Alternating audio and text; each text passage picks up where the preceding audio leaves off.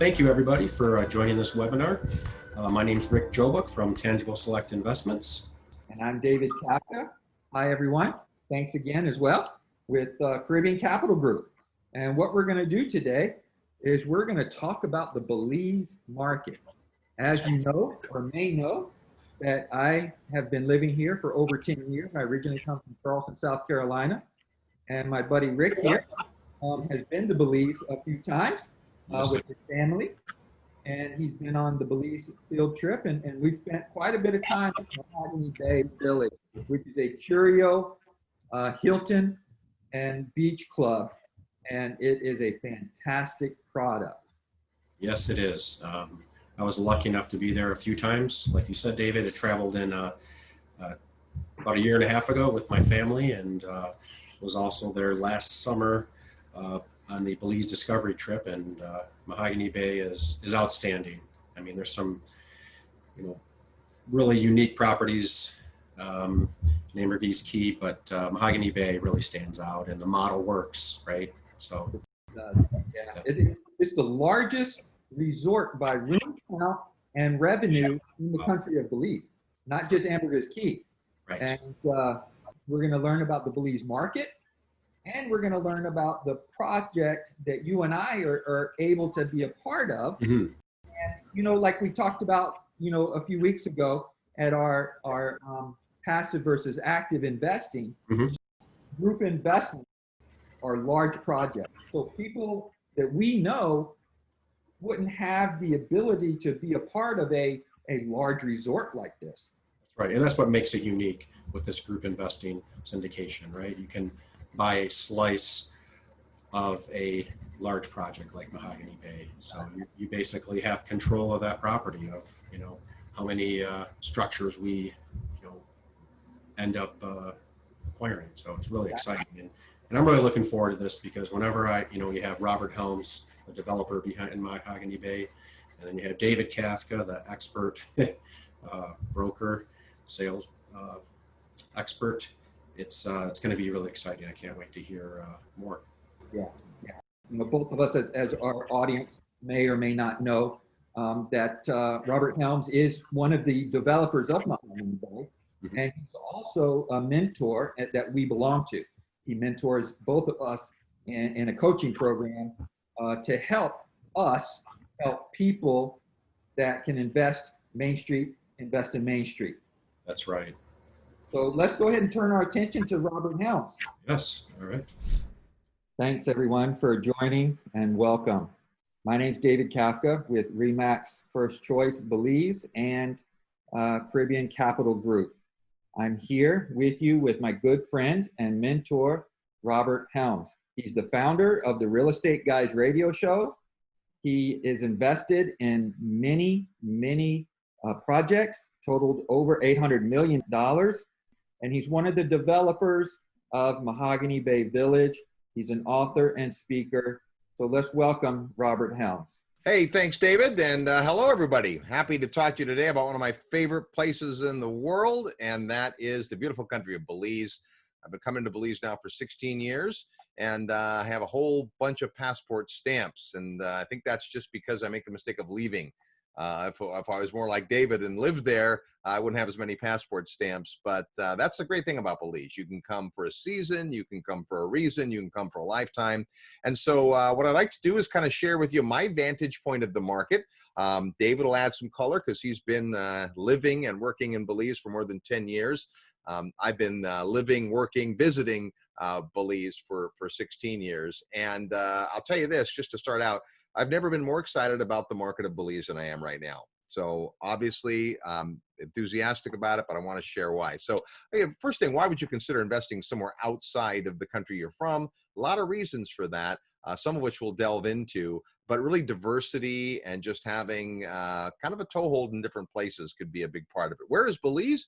Well, Belize is uniquely located in that it's in Central America, but it also is one of the 33 member nations of the Caribbean Tourism Organization. So it feels much like a Caribbean country as it does a Central American American country. Belize borders Guatemala and Mexico. And there's really kind of two parts of Belize. There's the mainland of Belize with its beautiful jungles and rainforests and the world's largest jaguar preserve, Mayan ruins. And then there's the islands, or the Keys, we pronounce them, C-A-Y-E-S, the Keys. We'll be talking about the largest of those keys today. But before we get to that, the mainland of Belize is beautiful.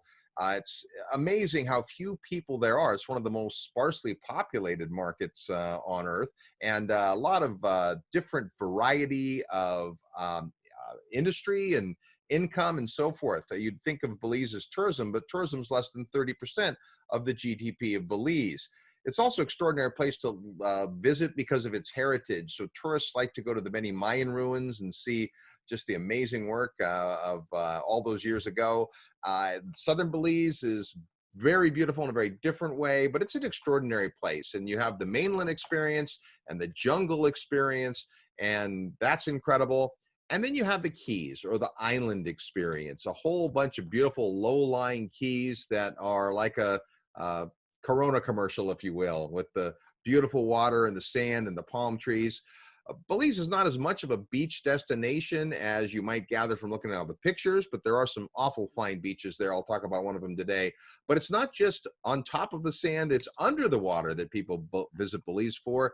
It's a great sport fish capital. It's a great diving and snorkeling place to go, and it's just breathtakingly beautiful.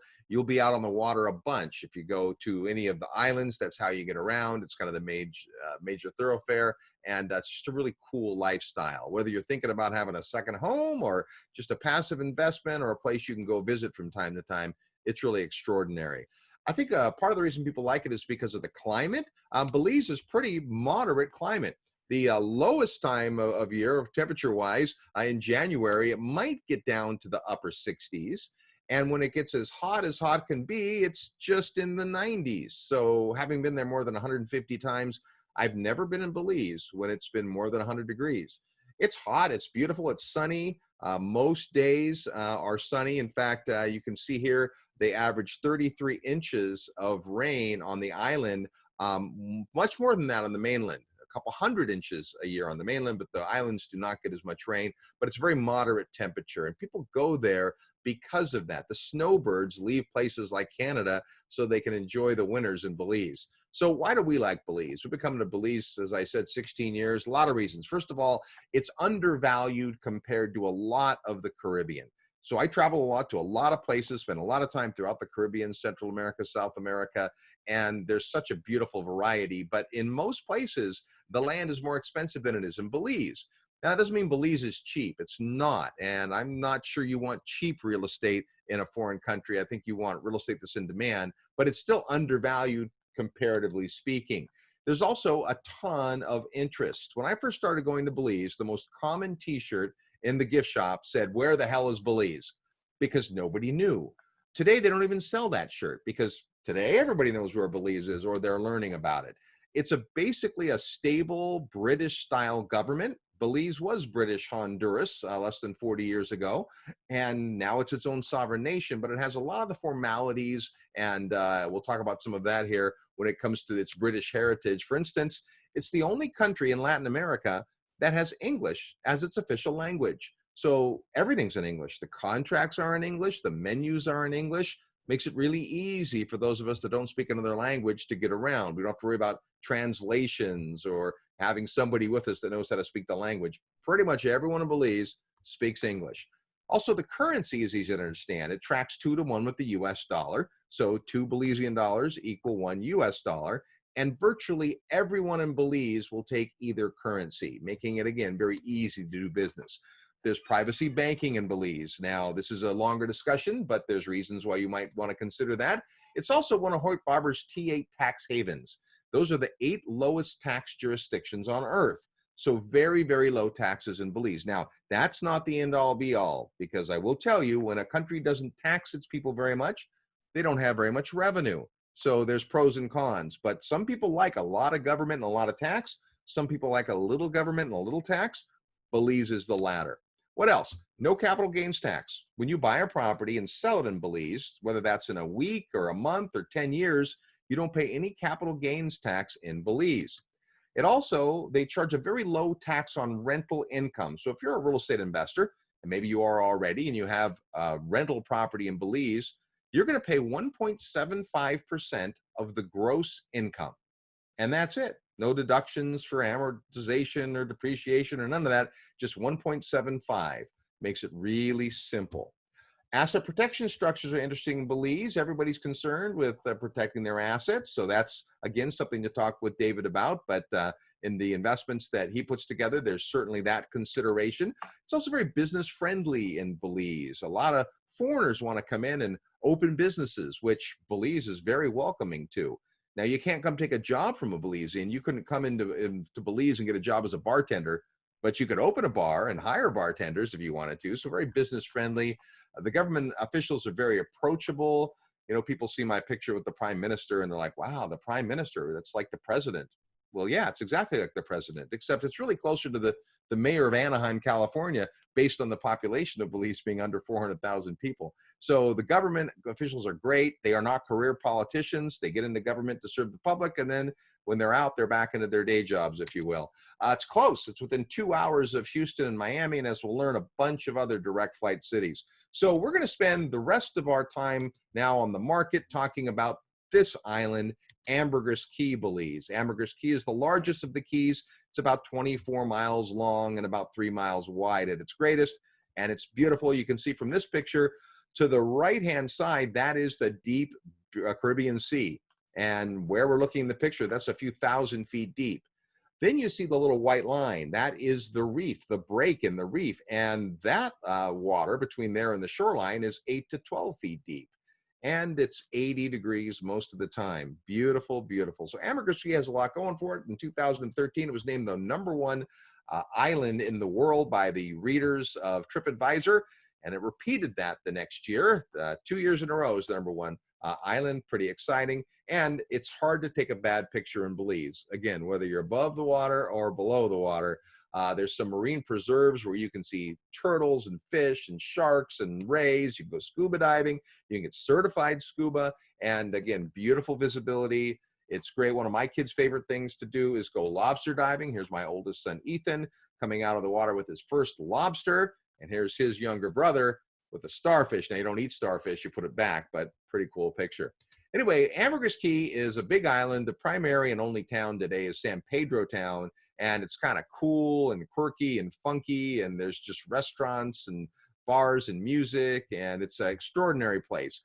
Most of the streets today on the main thoroughfares are paved, either with hand paver stones here or concrete, but these are the primary forms of transportation: golf cart, bicycle, maybe a moped, and people walk a lot in Belize. There are no fast food restaurants that you're used to. There is fast food. It's just not the big brands. And the fast food in Belize is okay. There's no Starbucks. Now, there is a Marbucks, and there's a few other great coffee shops, but the big brands aren't there, which is part of the allure, if you will. So why do we like Ambergris Caye? Well, it's the top tourist destination in Belize. The tourists go a lot of places throughout the country, but #1 by a lot is Ambergris Caye. That's where the tourists go. It's also was the #1 island 2 years in a row, according to TripAdvisor. It's got the highest rental rates of anywhere in the country, and it's also less seasonal. When I first started coming to Belize, it was very seasonal. In the high season, it was full. In the low season, it was dead. Today, we don't see as much of that seasonality in Ambergris Caye. We do in other markets in Belize, but not in Ambergris Caye. People still come at the alternative times because that's when they can get in, and that's when the hotel rates are a little bit lower. I also like it because it's a proven market. Of all the markets in Belize, there's a lot of markets that are just out in the middle of nowhere, and you could create a destination and find people to come stay. But Ambergris Caye is proven, and it's absolutely beautiful. So let's talk about what makes up real estate in Ambergris Caye. There's really 3 pillars is the way we think about it. The first pillar is tourism. And tourism, while less than 30% of the GDP of the country, tourism is a big part of Ambergris Caye. That is why people go to that island. It was originally a small fishing village, and there still is a lot of fishing there, but it's a big tourism market. And so tourists want to go stay there. Some of them are going to buy places to stay and then rent it out when they're not there, and others are just going to come visit. But it drives the real estate market. Investors like to own units where there's a big demand. The second group are the baby boomers. These are people that are retiring and they want to go to somewhere warm, somewhere inexpensive, and somewhere fabulous. And so we're seeing a lot of baby boomers relocate to Belize. And then the group that we also call nomadic workers, they aren't necessarily in the baby boomer age group, but they're the kind of folks that can work from anywhere. They're internet marketers, or they work for companies. Maybe in the COVID downturn, they figured out that they could work as long as they had an internet connection. So those folks are also looking at Belize. And then the third pillar are the flight of capital folks. These are the plan B people. And for whatever reason, they want to have a place they can go that is outside of their home country just in case. It's not a big part of the folks that come out there, but it's enough that we're starting to see them make a dent, especially lately. People that are fed up with whatever's going on in their country decide, I want to get to paradise. So let's talk about these three pillars. First is tourism. It's arguably the most important in Belize. So there's two types of housing, if you will, in Belize. There's commercial investments in retail and those kinds of things, but residential is the proven market. And there's two types. There's long-term rentals, month-to-month, year-long leases, those kinds of things. And then there's overnight rentals. And the big opportunity in Belize, just to cut to the chase, is in the overnight rental market. That comes under the Belize Tourist Accommodation Act, Chapter 285. These are any rentals that are under 6 months in duration. And the reason this is interesting is you take a typical 2-bedroom, 1-bathroom condo in San Pedro, it might rent for $1,500 a month, but it would also rent for $400 a night. And that's the big attraction. So we're going to spend a lot of time talking about overnight accommodations. Doesn't mean you couldn't figure out a way to put together workforce housing or leasing, annually.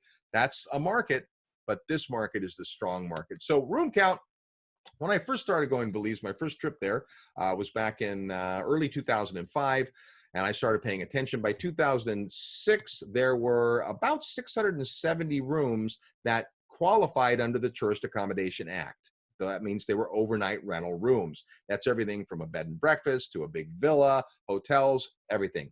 In 2019, there were 1,900 of those rooms. So that's a big increase in a fairly short period of time. Now, I will tell you that the room count got higher than that. It was 2,000 plus, and then it went down in 2019. Why is that? Well, hold that thought. We'll talk about that.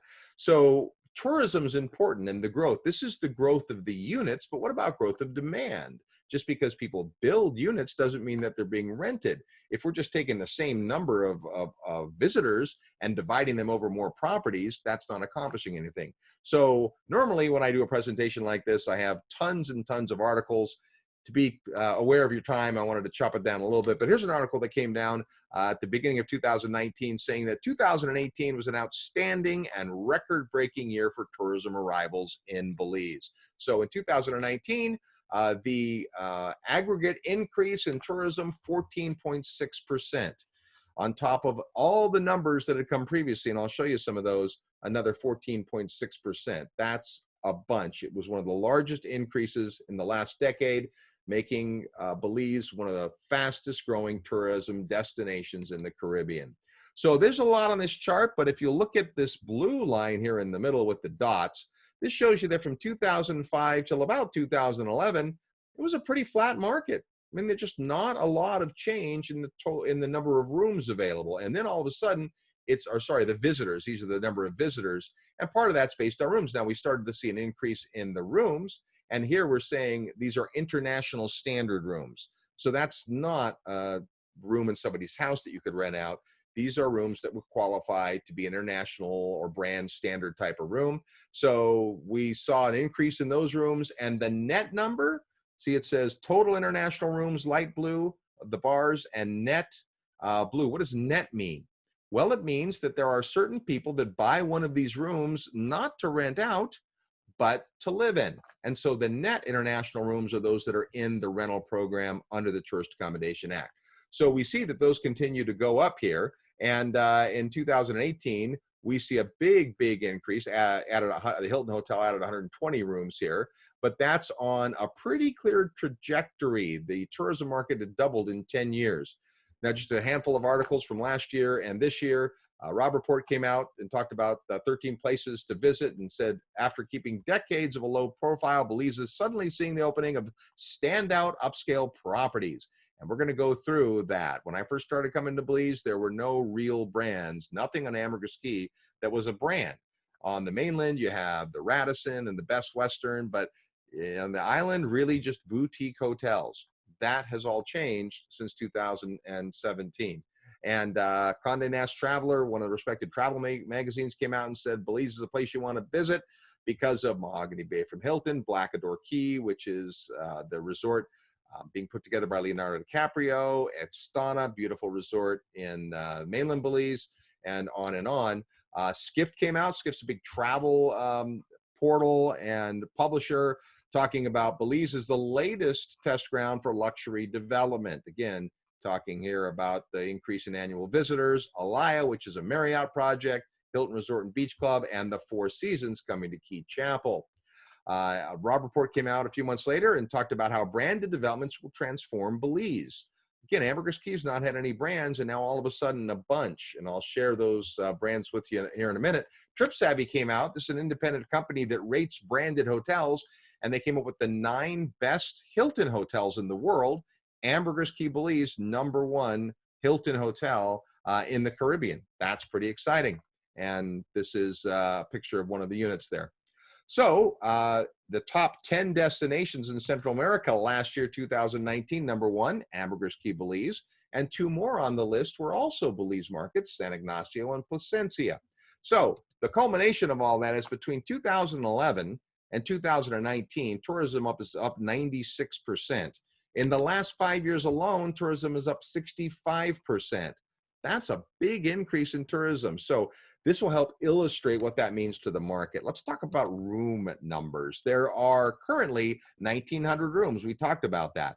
Now, if the increased demand was an additional, over the last 5 years, 65%, if you do the math, that means that we need approximately 1,235 rooms just to stay even at occupancy.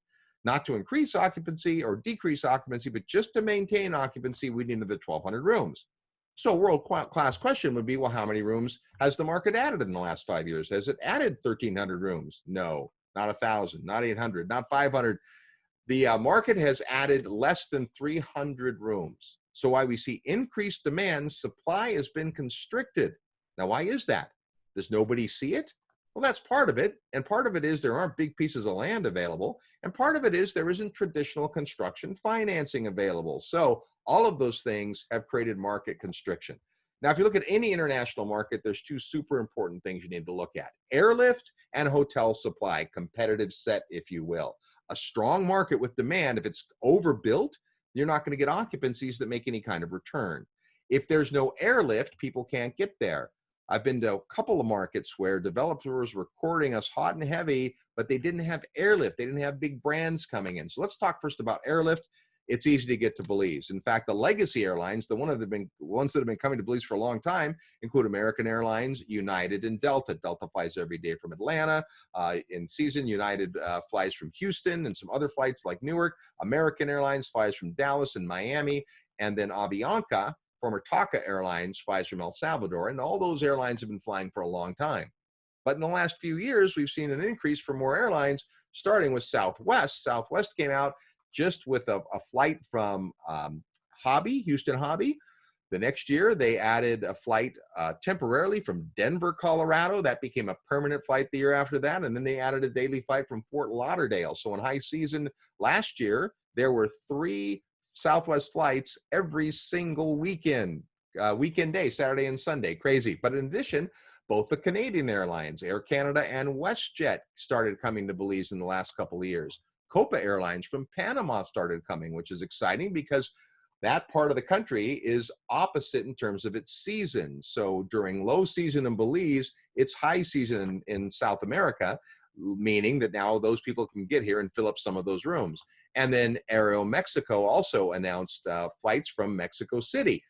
Now there's more airlines on the way, so stay tuned for that. So it's an exciting and moving platform. Obviously, with the shutdown of COVID-19, there's been some changes to the airlines in the immediate sense, but all of the airlines are already in discussions to be back and flying just as soon as possible. So when it comes to compared to what an airlift, when I first started coming to Belize, on any given Saturday, there were 6 international flights in the little international airport. Today, the twice expanded international airport last year, on any given Saturday, 27 flights. So if we look at airlift, we've seen that it has tripled in 8 years. That's a ton. What's also increased is where people are flying from. Direct flights, gateway cities, have tripled in the last 4 years. So Belize is all of a sudden a place that airlines want to go. What about the hotel supply? Well, as I said, it's a boutique market. The average hotel in Ambergris Caye has less than 20 rooms. But back in 2016, midway in the year, June of 2016, Hilton announced the first branded residence at Mahogany Bay Village, which we'll talk about, and that property opened up in 2017, making it the first branded hotel.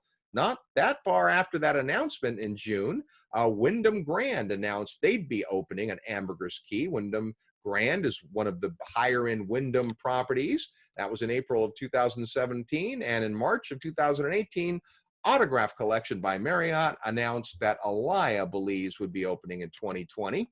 ECI Development, been in Belize a long time. They are opening a Marriott Residences in Ambergris Caye, Belize. Are you starting to see the trend?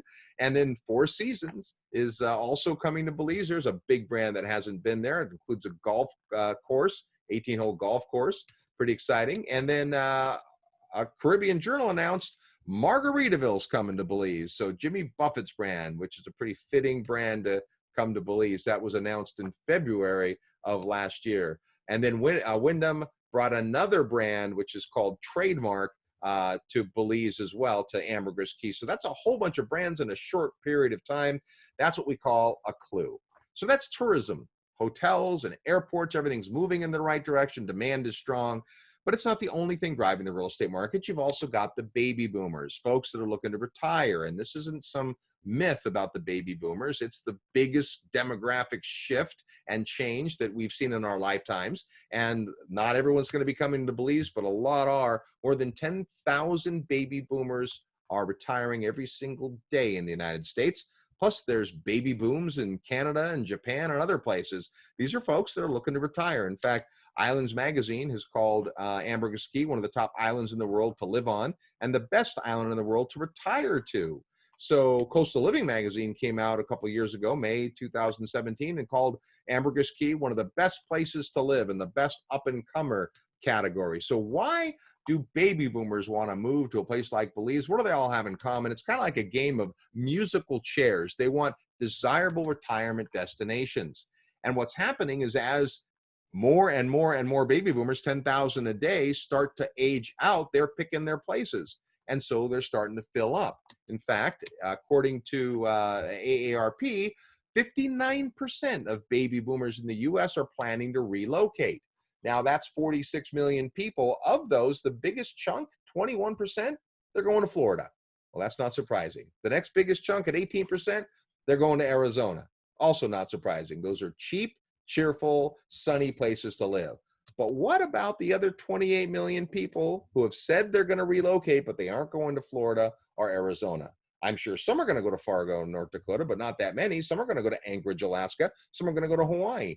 But many are considering other places. In fact, in 2014, there were 350,000 U.S. citizens that got their Social Security checks mailed to them outside of the U.S. We call those people expatriates or expats. They're U.S. citizens, but they don't live in the U.S. anymore. Well, over the next 10 years, according to a couple different surveys, there's 3.3 million Americans that have already decided they're going to retire abroad, not in the United States. And a bigger number, 17 million, have indicated that they're interested or very interested in doing so. What's the number one place outside of the U.S. people are looking to retire? It is Central America and the Caribbean, because it's close. Not just from a proximity point of view, from a time zone point of view, it's warm and it's generally inexpensive. In fact, the World Tourism Organization said that the baby boomers will double the size of the tourism industry in the next decade. And we're right in the middle of that right now as baby boomers are looking to travel. Now, there's been a temporary pause on that, but they are pent up wanting to go and visit the grandkids, see parts of the world, get out and maybe even look for a different place to live. So here's where tourism and the baby boomers intersect. So follow me on this. Imagine there's this beautiful little place in Ambergris Caye, Belize, and for many years it's been a wonderful rental. And now it comes up for sale and it's one of the 1,900 units in the Tourist Accommodation Act. It comes up for sale, and this nice couple decides to buy it. But they don't want to buy it to rent it out. They want to live in it. So all of a sudden, there's one less rental unit.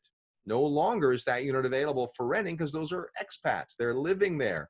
And as more and more people make that decision, developers can't keep up.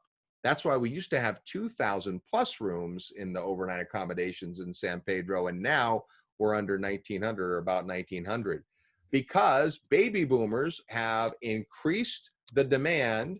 Meanwhile, the supply is headed down. So this creates an interesting challenge.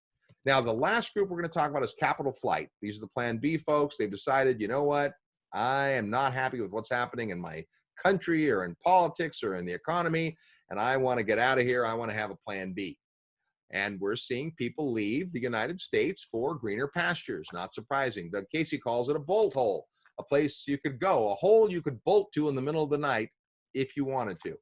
So our friend Simon Black talks about getting another residency. Why not have a second residency? Doesn't mean you have a passport, but a residency, a place you're welcome. So it's food for thought, and we're seeing that group go. That's really kind of the three pillars: tourism, baby boomers, and flight of capital. So there's a little bit about the market from my perspective. David? Yeah, man, it's so exciting, right? I mean, me living here 10 plus years, I've literally seen it. I've seen it grow. I used to could go to any restaurant I want, anytime I want. Now I have to actually have reservations, to a lot of the good restaurants. So it's exciting. My hands get sweaty just talking about the market. Yeah, it is fun to watch. When you're there a lot, like you are, you don't see it every day. But I have the opportunity to come in. I'm typically there every 3 to 6 weeks, and it changes a lot. Right. It's fun to watch it happen. And when I first started coming, there were no big hotels at all. Today there's not a lot of big hotels, but there's hotels that are 60 rooms, 70 rooms, 80 rooms. None of those were there on my first trip. And now the single biggest hotel in the country is an Ambergris Caye by room type, and that's just a big change. Yeah, I'm so excited for the opportunity that we have here now to get into such a nice investment. Well, let's talk about that. So what do you do with this information, right? I was coming here a long time before I bought anything, and then once we did, it's like, well, now how do we play the game? And for many years, I've been leading educational trips into the market. We call them discovery trips, where people can come in and take a look at the market, and you're kind enough to help out on many of those trips to kind of give people the local agent perspective. But it's fun to watch. So in the last many years, we've put together a project that David's got a piece of, he's going to share with you. So this is Mahogany Bay Resort and Beach Club, Curio by Hilton. And where this project is, here's the beautiful island of Ambergris Caye, is down here in the south. This large piece of real estate, it's a pretty sizable project for this little market. And so that's what it looked like before anything had happened. It's a series of canals. We live on the water in Belize, and so you can't be in one of our units to be more than 75 feet from the water. So there's access to boats and water sports and trips and all that kind of stuff. And the original idea, the concept back in 2013, was to pay heritage to Belize's legacy, which is British colonial architecture. So wood and all the Belizean hardwoods, and these were the artist's rendition of what the units were going to look and feel like, different than other stuff, right? So fast forward a few years, and here's what the project actually looks like. So it's rich hardwoods. It is 95% sourced inside the country of Belize. Now, that's not right or wrong. That's just a decision we made as developers to be able to support the local infrastructure and economy, local jobs, and because the wood in Belize is extraordinary, the craftsmen are excellent and fairly inexpensive. So that gives you a quick glimpse. It's the only 24-hour guard-gated project in Ambergris Caye. Not that you need to have a guard gate. It's not that kind of a market. In fact, after we do these 4-day trips, I sit with people and say, now, at any time in the last 4 days, we've been in restaurants, we've been in the water, we've been around at night, we've been around during the day, we've gone into the various neighborhoods. At any time, have you felt unsafe? And I've yet to have anybody feel like they were unsafe. So that's not why we have a gate. We have a gate because it's punctuation. One of the things we learn in Caribbean and Latin American development is that anything of importance is put behind the gate. So let me just do a quick story. We broke ground in July of 2013 in the rain, and that's what the place looked like. And slowly but surely, we started to put these units up. They're wood construction on site. Today, we don't build like that, but that's how it started. And by December of 2013, it looked like a few little houses were popping out of the ground there. As time went by, we had more and more units. Nothing's built on spec. It's sold first, and then it's built, which lessens the risk for sure.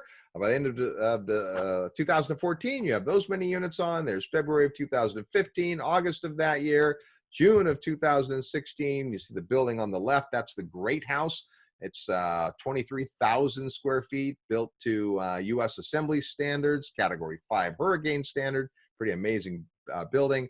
And August of 2016, you see the Great House in the far part of the picture there. And then here we were when we opened. The hotel was opened in December of 2017, and this was in the first few months of opening. So there's been some changes and updates since then to Mahogany Bay Village, but it is really an exciting place, an exciting time to get involved. We showed you the canals from the air, but one of the things having canals means is we're not on a beach. So how do we call ourselves Mahogany Bay Resort and Beach Club? Well, we have probably the single nicest beach on Ambergris Caye. It's a private beach club just for our owners and guests, and it's extraordinary. In fact, it was on the DIY show Off the Grid. You might have seen that, but we've got hammocks in the water and beautiful bungalows and some Robinson Crusoe kind of palapas, and we'll get 100, 200, 300 people out here on some days. It's extraordinary. The swimsuit edition of Sports Illustrated 2018 was shot, much of it on this beach. Kind of cool. So that's our beach club, where people go out for the day. You can go out for an hour. You can go out all day long, and lots of the guests do. If you look at our TripAdvisor rating, you'll see lots of folks talk about how much fun they have at the beach club. So pretty cool amenities. So that, in a nutshell, is the look and feel of the project. It's very different. It's spread out. You know, we didn't design it this way, but it's the perfect COVID hotel, because the units are all independent. There's big walkways. You're outdoors a lot. And the only thing we've done to change the property is a lot of hand washing stations and keyless entry and all that. So you don't have to even check into the front desk. You can use the Hilton app to do that. So it's something. Now, today, there are over 250 units that have been sold, mostly to investors. 172 of those are currently in the rental inventory. The difference are two things: units that are coming into the rental inventory as the hotel grows in size based on demand. And then there are a few folks that have decided not to be in the rental program, which you don't have to be. You can live there, or you can come and make it your second home and what we call lock and leave. So let's talk about the brand affiliation. The biggest brand, obviously, is Hilton. We are a Curio by Hilton, which is a brand concept that is a local, authentic feeling property that has all the amenities, services, and back end of the Hilton. They call it your brand and our engine. So where that sits on the hierarchy, there's a lot of Hilton brands, 15 or 16 of them today. At the highest end on Hilton is Waldorf Astoria. Next is Conrad. Next is Curio. It's on par with something like the Preferred Group or the Luxury Collection or Autograph Collection, which is now also coming to Belize. So that's Curio. And it's part of the Hilton network. What's neat about it is Hilton is in the name. The Autograph Collection doesn't have Marriott in the name anywhere, and they do that on purpose, but we think there's a lot, and we've seen it happen, there's a lot of cachet in having the Hilton name right in our name. So the full name, Mahogany Bay Resort and Beach Club Curio Collection by Hilton. So now there's 100 million Hilton Honors Points members, and those folks come and stay at our hotel. What do you do with your points? You earn them on business travel, and you spend them on vacation travel. So the recipient of those points is a property like us, and that translates into cash for the owners. So that's a big brand. Our second big brand affiliation is not a hotel, but it's Coastal Living Magazine. Coastal Living is a magazine that's all about celebrating life on the water. It's not just real estate, it's clothes and lifestyle, vacation, food, recipes. It's been around more than 20 years, and it's one of the top 10 magazines in the US by income per reader. So if you don't know Coastal Living Magazine, then you don't make enough money. But our avatar, the people who read this magazine, are center mass. And so there are 6 coastal living communities throughout the world. And we're the first one outside of the United States. So 5 in the US, and the first one international is Mahogany Bay Village. So how that works is here's a map of our project. And what you see in orange, both the dark orange and the light orange, those are the Curio by Hilton rooms. And what you see in the light blue on the 4th Street, or where there are townhouses and single family houses, that's the coastal living community. And last year, those two things came together. So at one point, our coastal living residences were not going to be part of the Hilton, but in a very strategic move, we came together, and now all of this is part of Curio by Hilton. And we still have the coastal living branding, so that's pretty cool. In addition to these housing units, we also have the village, and that's an important part of this development. It's not just a place to sleep, it's a place to hang out, to shop, to have fun. We've got restaurants and bars and all kinds of really cool stuff in our village, and that makes it much more of a destination. Now, picture I'm going to show you next took place in March of this year, 2020. So we had, the hotel was sold out. We had 7 record-setting nights in a row. Every single one of those nights, we sold more hotel rooms than had ever been sold in the country of Belize. And then we kept breaking our own record. It was crazy. We had nearly 400 people on campus, and the thing was rocking, absolutely going sky crazy. We were thrilled. We were in a hiring frenzy. We've got amazing teammates. It was incredible. And then a funny thing happened. And you know what that thing is. Our TripAdvisor rating, 4.5, excellent. That's pretty amazing for a new hotel. So things have been going good until we hit the COVID cliff. On March 23rd, we say goodbye to our last guest. We went literally in 1 week from 400 guests on campus to 0. So that's kind of a big thing. What's happened? So full disclosure in the marketplace, the airport's closed. For us, we had to furlough 166 team members. We kept on 23 team members, mostly in landscaping and security, because we have over $1 million worth of landscaping and has to be taken care of. The security team's awesome. We have those 23 people, every one of them agreed to take a voluntary salary reduction. That was their idea. They came together and said, in order to make the turn with no income coming in, we need to all reduce our salaries. So that was just completely humbling. But the security team has kept incidences to 0, which has been great. We're going through and doing a whole bunch of work, not necessarily deferred maintenance, but we have this great opportunity. You see the pool deck there on the left. When the pool, that's a really cool hardwood that will last 80 years. And it's done with screws. And when you walk in bare feet, the screws are down low enough that you typically don't, hurt yourself. But every now and then, you kind of get a snag or whatever. So we went through and pulled all that out and now put in wood instead. And so that thousands and thousands of those. You see the lawn chairs there are the chaise lounges, got a complete makeover. The one on the right was the after 2 years of use. The one on the left is what it looks like today. And then we've got all kinds of stuff happening. They painted the front gate. We're upkeeping all these units. So for our existing investors, we want to make sure that their properties are staying up to snuff. So when we can open, boom, we're right at it. The landscaping looks better than ever. So we're just taking this opportunity to clean the pool, add the hand washing stations, get the lawn to be lush and green and beautiful. And what happens next? Well, as we understand right now, the airport is scheduled to open on October 1st. And we're scheduled to reopen this property October 30th. And so our hope and intent would be that we will be back serving guests before the end of the year. So that's what the project is like. And David, I know you spend a lot of time at the project. You've kind of seen it grow up and so forth. And so maybe you want to share some highlights and then we'll talk about the specific opportunity. Yeah, it's I'm here now, and it's kind of sad, because we don't have all the people here, people walking in and out of the sales office. And when I'm walking to the restaurant, the bar, it's just such a loving community, not just with the employees, the staff, it's with the guests and all, and everybody's so friendly. It's just such a beautiful place. I love it a lot. It's just one of my favorite places to be. And I'm not just saying that because of this project, but because of my love, I wanted to put this opportunity together for some passive investors. So let's talk about what the opportunity is. There's a couple of opportunities, and we'll kind of highlight at the end. One is you can come down and decide you want to buy a unit here, and David's happy to help you with that. But for a lot of folks, that's a heavy lift. There's no financing in Belize. Our prices start in the 200,000s and go up to almost $1 million. So what the opportunity looks like is there's a way to passively invest in the sleeping rooms. So we'll go through what those are. You could kind of see there's different looking unit types, but I'll take you through what they are. The basic hotel room is called a garden cottage. And it's a beautiful 14 by 14 bedroom. It's got an outdoor enclosed shower with the metal siding, just like on the roof around the shower, which is kind of cool. It's got bathroom, coffee maker, little half refrigerator. It's our standard hotel room. So these typically get built 3 to a lot. And that's one way you have garden cottages, or on a lot that has also a family cottage. But this is kind of the, if you will, the starting product.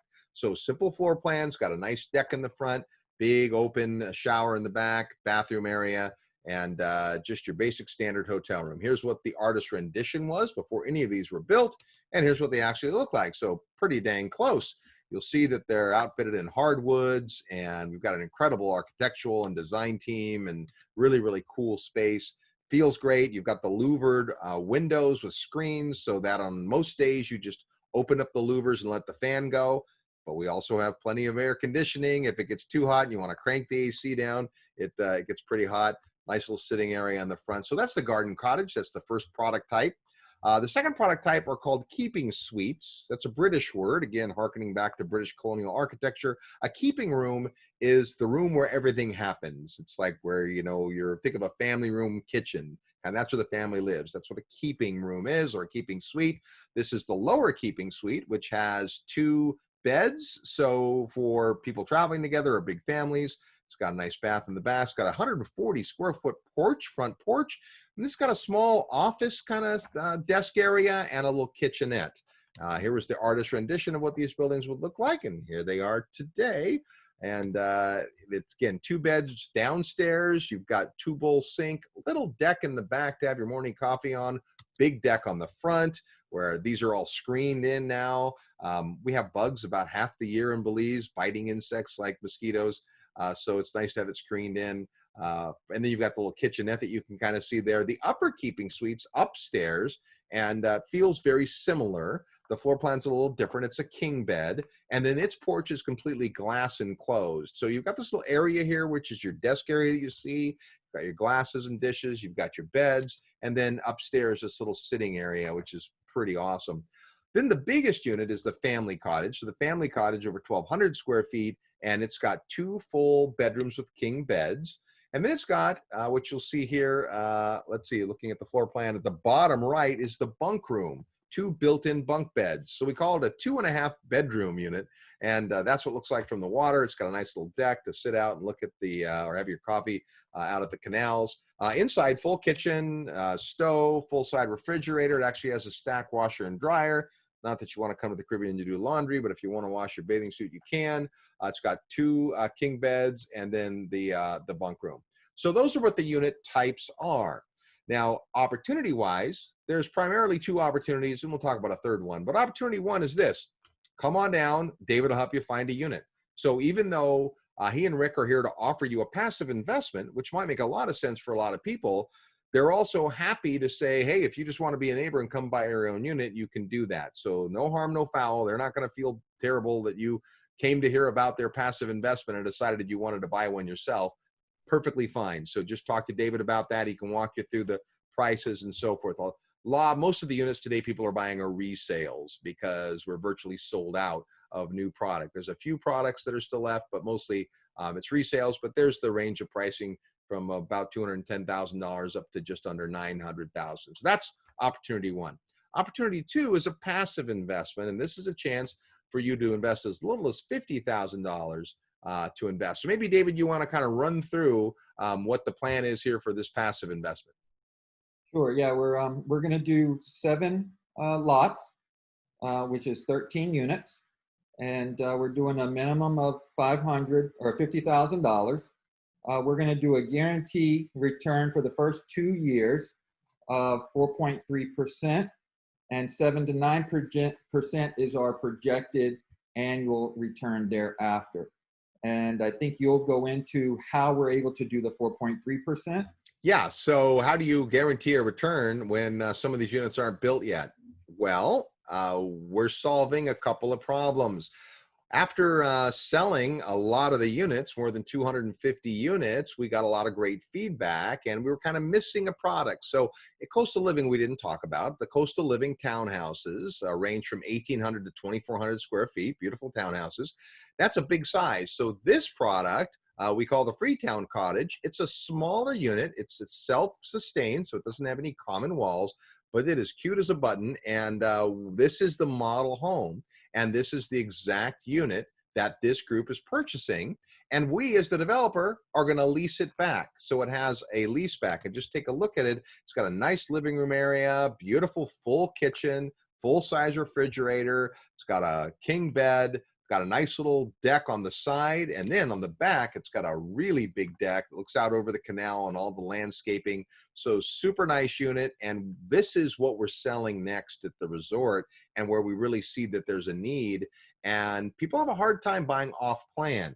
So most of the investors that have invested with us until now saw some pictures and some drawings, and imagine this, right? They didn't get to walk through these units completed.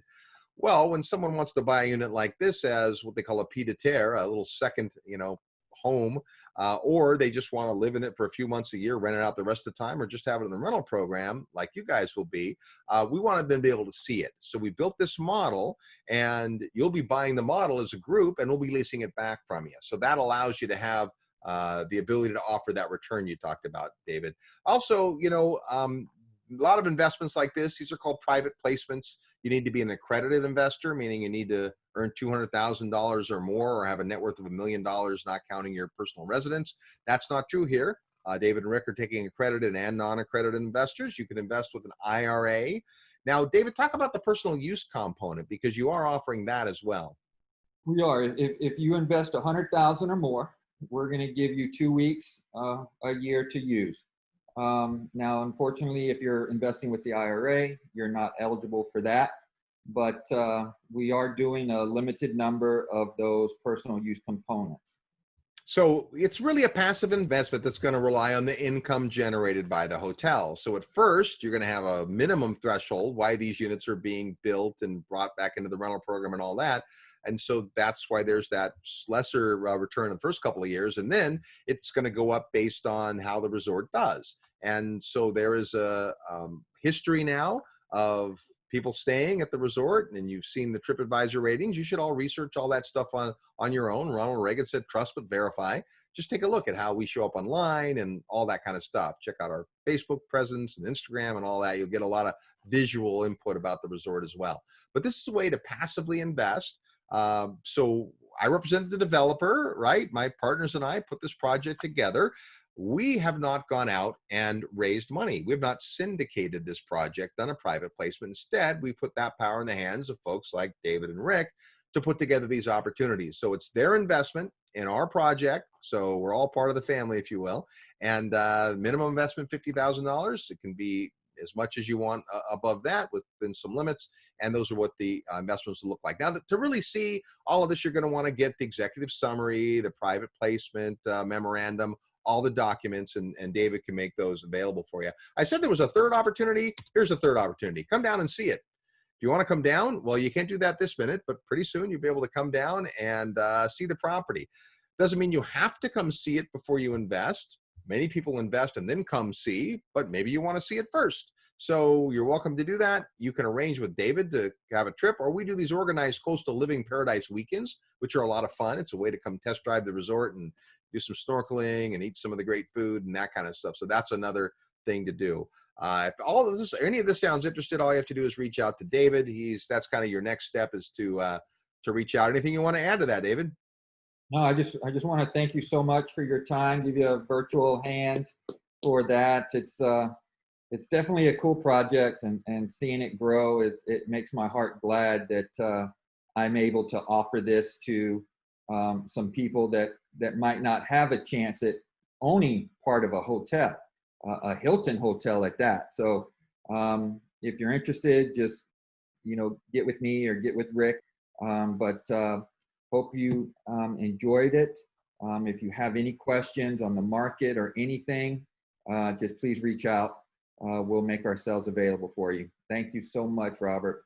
All right. It's been my pleasure. Thanks, everybody. We're glad that you spent this time with us. At the very least, hopefully you learned something about the Belize market, and we'd love to have you come down to Belize and see us. Thank you very much. He's such a good speaker, right? Yes, it's great to hear Robert talk about Belize every time. I always hear new things and learn something new. Awesome. I've been here 10 plus years, been coming here for 15 years, and I still learn from him talking about Belize all the time. No, that is so true. When I was on the Belize Discovery trip, obviously I don't live there like you, so there's a lot to learn, and it's awesome to hear him talk about Ambergris Caye and all the opportunities. And him and I both feel that now is such an excellent time to invest in the Belize market for all the reasons that he talked about. And, even though COVID has slowed it down a bit, we're projected to open up October 1st. Mahogany Bay will be open October 31st. We already have 2 airlines that are coming. Okay. American and United. Right. And then Delta will come about 6 weeks later. Both of those airlines are going to come between 5 to 7 days a week already. Okay. Southwest and all the others will, follow suit. So I think, for our investors, we're gonna be giving them a return. Yeah, I mean, I think people are ready to travel. People have been a little stir crazy. We do have that stabilization period, right? 2 years, and like you said, they're gonna get that 4.3% return during that 2 years, possibly better. And then, once it's up and running, we have that 7 to 10% return with upside. And this is cash flow only. So, yeah, it's definitely an exciting opportunity for our investors and prospective investors. And like, Matt said, there's tax benefits on top of that. Right. And there's appreciation on top of that. Right. Right. So it's higher than, 7 to 10%, projected. And that was just looking at cash flow. So you invest 50,000 and you get your 4.3% to be exact over the first 2 years, and then it moves, up from there. So again, it doesn't include appreciation. We can't scrape that extra equity off immediately, but as time goes and they appreciate more, we'll do a cash out refi, which we mentioned in the executive summary. So. And I know a lot of investors that bought in 2016 when it was just a picture. It was just a mind. It was something that they dreamed of. Wow. Now our investors are actually going to be able to, with the use component, if they want to come and enjoy it, they'll be able to actually physically stay in one of the units if it's not part of the IRA, right? Exactly. Yeah, you cannot get the benefit from. Correct. Yeah. And we can take both accredited and non-accredited investors. That is correct. Yeah. And so what happens if somebody's interested, Rick? What would they do? Definitely reach out to myself or David. Please reach out to us. We'd love to talk further about this great opportunity. Like David said, the model, it works in Mahogany Bay. It's a solid model and very exciting. And we'd like everybody to be a part of it. Yeah, and it's an alternative for investing in the stock market. So it's Main Street, investing in Main Street. You got it. Talk about. Right. So again, like Rick said, reach out to both of us. We can hop on a call together. Just want to reach out to one of us and just ask questions. We'll be happy to answer them and tell you about the next steps. Awesome. So thanks everybody for joining us. Stay tuned. In the next about once a month, I'm doing a question and answer, a live question and answer on investing and living in Belize. So if you're thinking of living in Belize at a time or got any questions on investing, I'm here to answer those questions as well. Awesome. Thank you again, everybody. Good to see you again. See you too, David. All right.